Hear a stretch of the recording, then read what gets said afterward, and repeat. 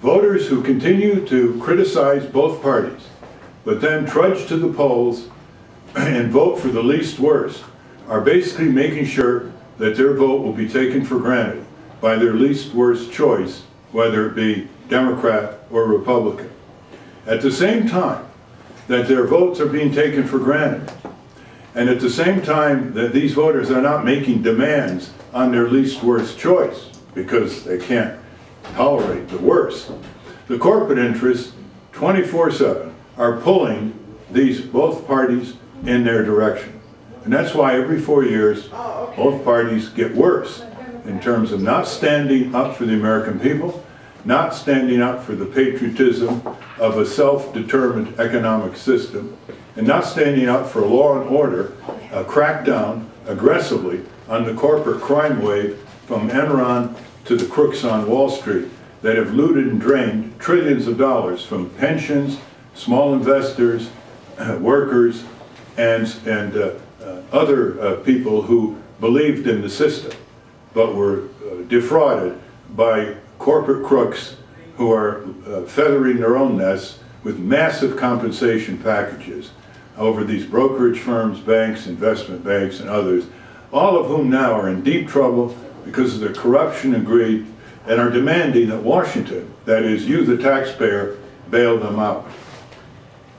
Here in Texas, democracy has died in Texas. Voters in Texas are prohibited from having a decent choice of candidates because Texas law erects the most aggressive obstructions to third-party and independent candidates just to get on the ballot.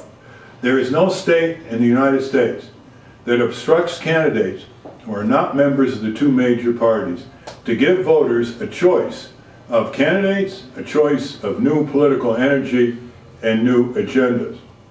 As an independent candidate for president and as independent candidate for vice president, I and Matt Gonzales would have had to spend hundreds of thousands of dollars to get on the Texas ballot because Texas law permits signature gathering for independent candidates, only a 2-month window, early March to early May. Texas law prevents all Texans who voted in the presidential primary in early March from signing the petition. And to make matters worse, there's at least 150 signatures that have to be taken in order to meet the validity level of 75,000 signatures. That, in effect, strips voters of their choice of candidates, denies them their constitutional rights, as well as the constitutional rights of the candidates. This is very serious from the civil liberties and civil rights point of view, and we're going to battle it all over the country, in the courts, in the legislatures, and make it a topic in this presidential campaign. I do plead to Texans who pride themselves on their rebellious nature to face up to it, to look in their mirror, and to ask why on the installment plan are these giant corporations turning Texas into a colony and stripping it in one area after another of what we used to call Texas justice.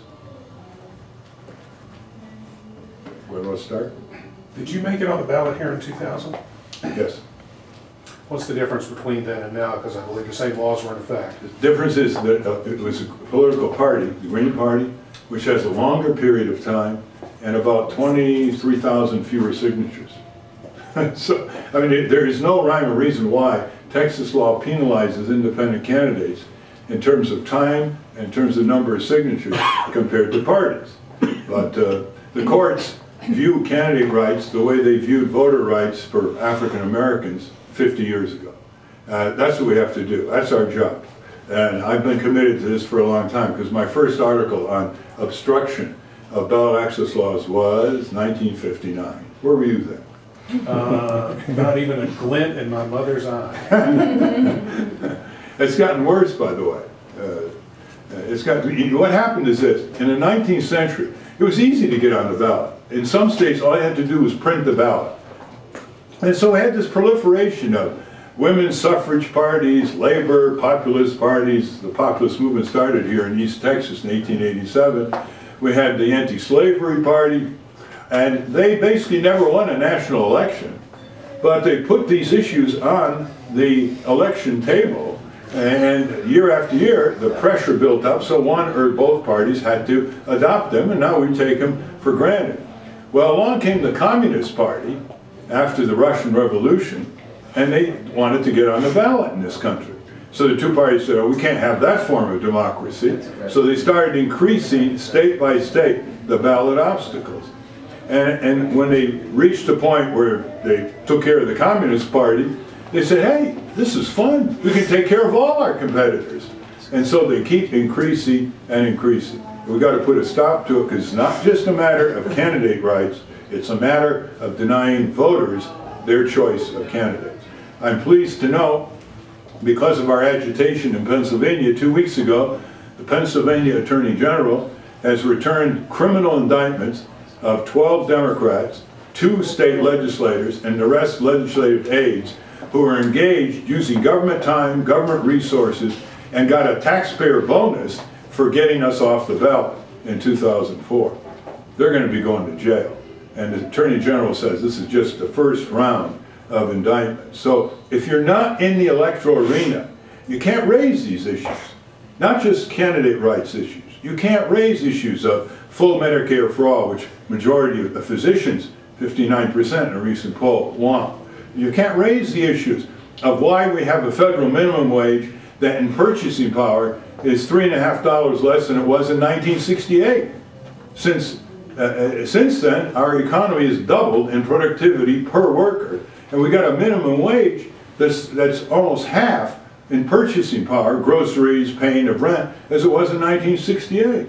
This country is going backwards into the future because we've allowed our great country to be hijacked by giant global corporations who have no allegiance to our country anymore, other to control it or abandon it with its industries to communist regimes like China. You had mentioned court action. Do you plan any court action here in Texas to try to get on the ballot before November? We're contemplating it. Past cases have lost, but they can always be brought in different theories, legal theories, and judges do change. We just won a Ninth Circuit Federal Court of Appeals case, which rendered unconstitutional an Arizona law that said the only people who can petition to get you on the ballot in Arizona are Arizona residents. And the court said, hey, this is one country. If they want to bring in friends from Texas or New Mexico to get someone on the ballot who's running for federal office, they should be able to. We've also won a case in Ohio, and I think the tide is beginning to turn. But it doesn't turn unless you're inside the electoral arena and you're pushing these issues of democracy and voter choice and candidate choice, and you have standing to sue because you're a candidate.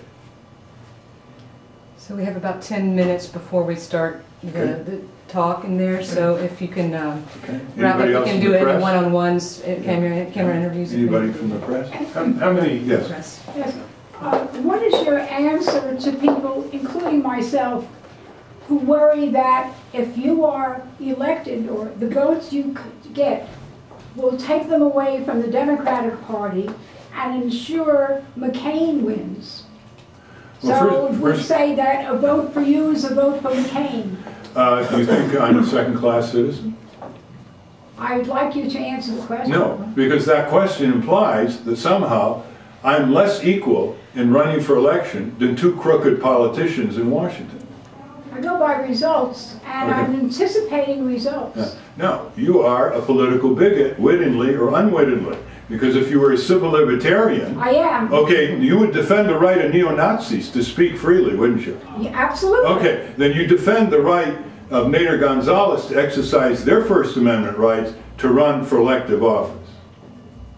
Anybody else? Yes.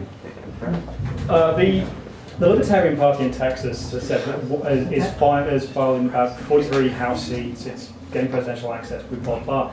But I can't hear. it's getting presidential access. Who's it? The Libertarian Party in okay, Texas. good, yeah. But they've said that if they don't get their candidates in, at least their fallback position is that they hope to damage the Republican parties, who they regard as far more of a problem for their positions and what they hope to achieve politically. If you don't win the presidency, do you have a fallback position that you really hope to gain something from your run? Look, we don't care about these politicians. We care about 100,000 people in this country who die from medical negligence in hospitals that two parties are doing nothing about.